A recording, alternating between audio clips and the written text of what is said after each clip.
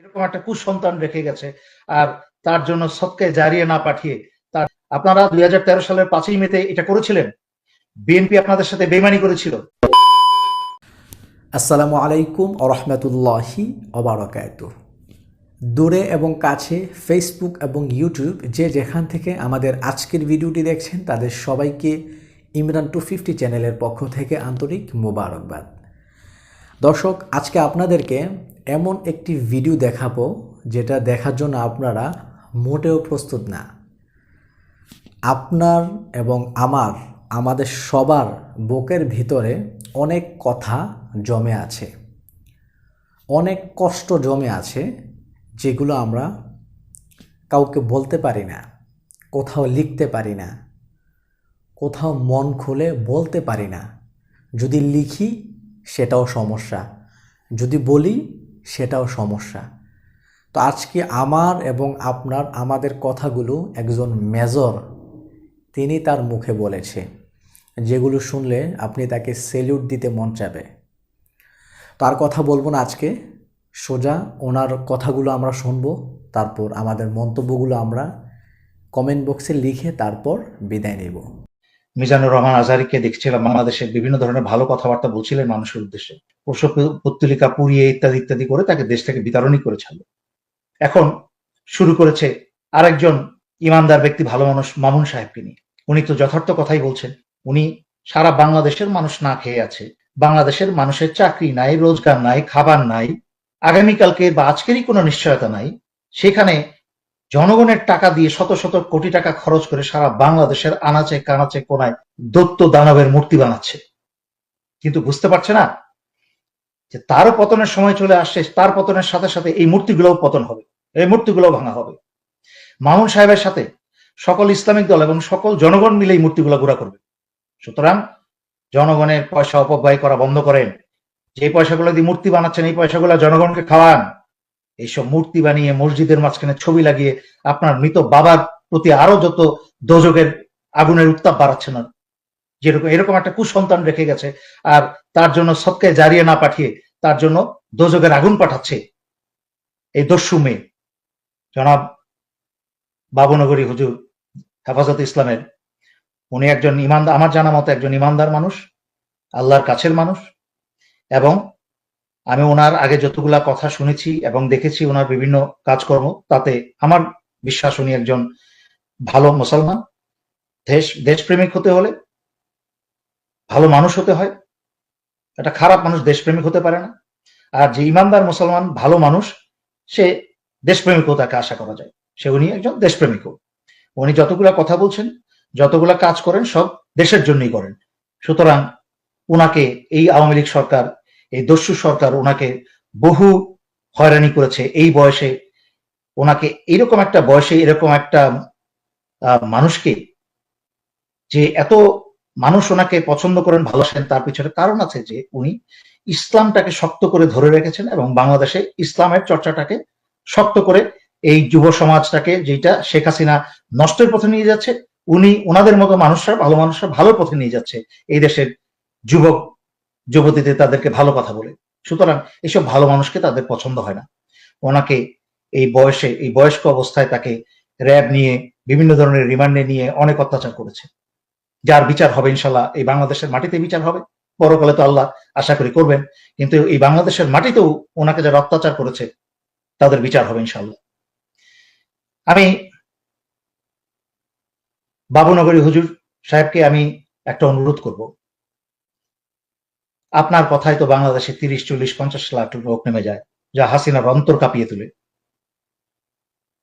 আপনি বলেছেন একটা ভিডিওতে দেখছিলাম যে ভবিষ্যতে আরো জোরদার হবে। আলহামদুলিল্লাহ, ইমান এরকমই শক্ত হওয়া দরকার। আমাদের নবীজি এভাবেই চলেছেন, এভাবেই চলেছেন। অন্যায়কে কখনো প্রশ্রয় তো দূরের কথা, কখনো সহ্যও করেন নাই। অন্যায়কে বাধা দিয়েছেন, প্রয়োজনে উনি সম্মুখ সারিতে যুদ্ধ করেছেন। আর এখন আমাদের অনেক মুসলমান মনে করে শুধু মসজিদে দৌড়াদৌড়ি করলেই, 5 ওয়াক্ত নামাজ পড়লেই শুধু আর দায়িত্ব সব শেষ হয়ে গেল, আর কোনো দায়িত্ব নেই। ঢাকা শহরে বা অন্যান্য জায়গায় 4, 5, 6 তলা 7 তলা মসজিদ, জুম্মার নামাজ পড়তে গেলে জায়গা পাওয়া যায় না। এইরকম যদি ইমান সত্যিকার অর্থে যদি ইমানদারি মুসলমান হতো, তাহলে কি বাংলাদেশের আজকে এই অবস্থা হয়? 12 বছর ধরে একটা স্বৈরাচার, একটা ইসলাম বিরোধী সরকার, একটা জনগণ বিরোধী সরকার, একটা মানবতা বিরোধী সরকার কখনো এইভাবে 12 বছর এভাবে বসে থাকতে পারে? তা আমি বাবু নগরী হুজুরকে অনুরোধ করব, আপনাদের এখনই এই সরকার উৎখাতের সময়, এই সরকার উৎখাতের এখনই সময়। আপনারা যতটা দিন অতিবাহিত করছেন, জানি না আপনাদের নিজেই অবশ্যই নিজস্ব একটা আপনাদের পরিকল্পনা আছে, চিন্তাধারা আছে, কিন্তু দেশটা দেখেন চোখের সামনে কিভাবে দখল হয়ে যাচ্ছে। 12 বছরে কতটুকু দখল হয়ে গেছে, এই দেশের কতটুকু সর্বনাশ হয়েছে। হ্যাঁ, একটা জিনিস আমি সমর্থন করি, যে শেখ হাসিনা এই স্বৈরাচার আসার পরে যদি 2, 4, 5 বছরে এই স্বৈরাচার সরে যেত, তাহলে কিন্তু এই দেশপ্রেমহীন জাতি বুঝতে পারতো না যে বাকশাল কি জিনিস, আওয়ামী লীগ জিনিস এবং কি জিনিস, এবং শেখ হাসিনা কত খারাপ হতে পারে। তাই 12 বছর সময় দেওয়া হয়েছে, এই জনগণ যথেষ্ট নিষ্পেষিত হয়েছে। আশা করি এই জনগণ বুঝতে পেরেছে তাদের ভুল, আশা করি তারা বুঝতে পেরেছে যে তাদের নিজেদেরও প্রত্যেকটা বাংলাদেশের প্রতিটা জনগণের নিজস্ব দায়িত্ব পালন করতে হবে। এই দেশকে, দেশের স্বাধীনতাকে, সার্বভৌমত্বকে বাঁচিয়ে রাখতে হবে এই দেশের উন্নয়নের জন্য। এই দেশে সকল প্রকার চুরি, রাহাজানি, দুর্নীতি বন্ধ করতে হলে প্রত্যেকের ভূমিকা আছে।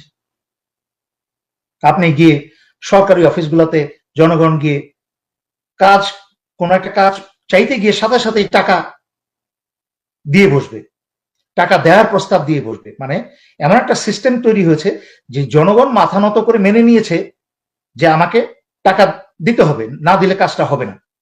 যখন আপনারা অন্যায়টাকে মেনে নিয়েছেন, এটাকেই একটা নীতি হিসেবে আপনারা সহ্য করে নিয়েছেন, তখন তো যারা অন্যায়কারী তারা তো ঘুষ খাবেই, তারা তো আপনার উপর আরো অন্যায় করবে।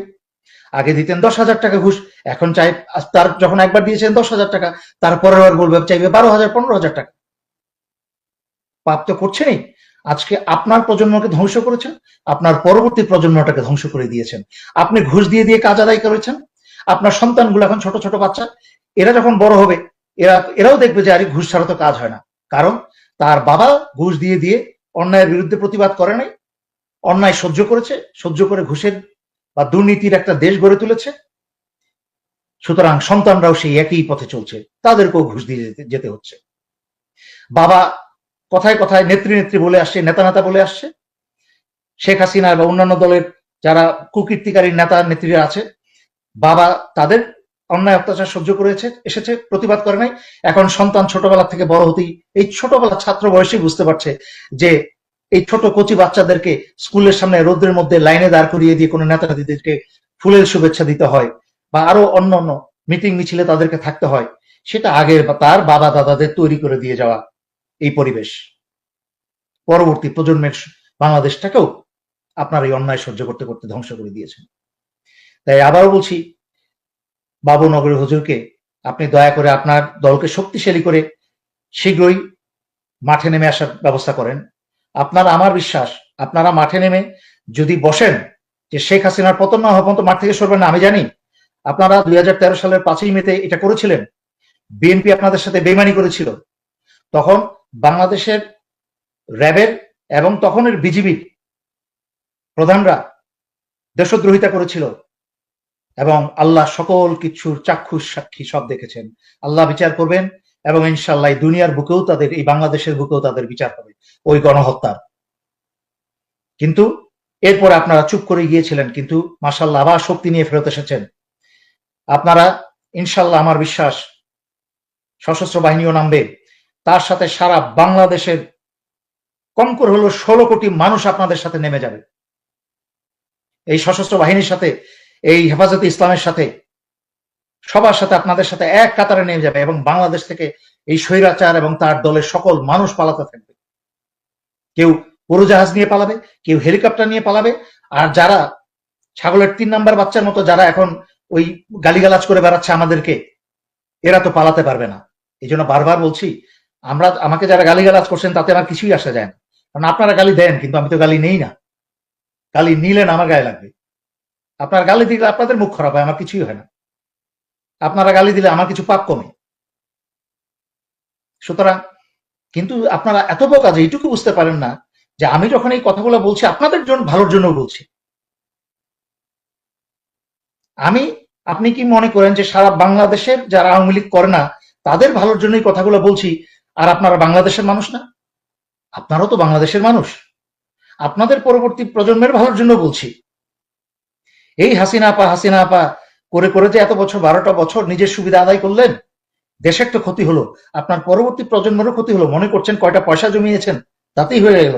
না, যে যেরকম আকাম কুকাম করেছেন এই বাংলাদেশের মাটিতে তাদের বিচার হবে। প্রত্যেকটা গ্রামে গঞ্জে ইউনিয়নে শহরে জেলায় উপজেলায় সব জায়গায় যারা নিষ্পেষিত হয়েছে অত্যাচারিত হয়েছে সেই জনগণ আপনাদেরকে চেনে আপনারা কারা, এবং সবাই ইতিমধ্যে আমার কাছে বহু লিস্ট পাঠিয়েছে। ইনশাল্লাহ ভবিষ্যতে প্রতি জেলা উপজেলা থেকে এই সন্ত্রাসীদের, শেখ হাসিনার এসব সন্ত্রাসীদের, সন্ত্রাসী লীগদের, চাপাতি লীগদের, ধর্ষণ লীগদের, এই কি বলে পুলিশ লীগদের, এদের সবার নাম সংগ্রহ করে একটা একটা করে বিচার করা হবে। এখনো সময় আছে, ভালো রাস্তায় চলে আসেন।